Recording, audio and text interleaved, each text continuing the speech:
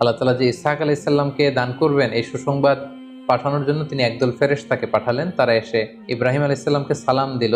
ইব্রাহিম আলাইহিস সালাম সালামের উত্তর দিলেন। আমরা জানি যে ইব্রাহিম আলাইহিস সালাম অত্যন্ত অতিথি পরায়ণ একজন নবী ছিলেন। তিনি মেহমানদেরকে খুব পছন্দ করতেন, মেহমানদেরকে খাওয়াতে পছন্দ করতেন। তো ফেরেশতারা যখন আসলো মানুষের সুরাতে, তিনি মেহমান মনে করে তাদেরকে একটি ভুনা বাছুর, একটা বাছুরকে ভুনা করে গ্রিল করে তাদের সামনে উপস্থাপন করলেন। তিনি দেখলেন যে মেহমানরা সামনে ভুনা বাছুর যখন দেয়া হলো গ্রিল করে, তারা কেউই খাচ্ছে না, বাছুরের সেই প্লেটে কেউ হাত দিচ্ছে না। দীর্ঘ সময় হয়ে গেল ওনারা খাচ্ছেন না। এটা দেখে ইব্রাহিম আলাইহিস সালাম ভয় পেয়ে গেলেন। তিনি ভাবলেন যে এরা ডাকাত দল না তো, কারণ তখনকার সময়ে ডাকাতরা অনেক সময় ছদ্মবেশে ঘরে প্রবেশ করতো। ফেরেশতারা বলল যে আপনি ভয় পাবেন না, আসল ব্যাপারটা আমরা খুলে বলছি, আমরা আসলে আল্লাহর পাঠানো ফেরেশতা।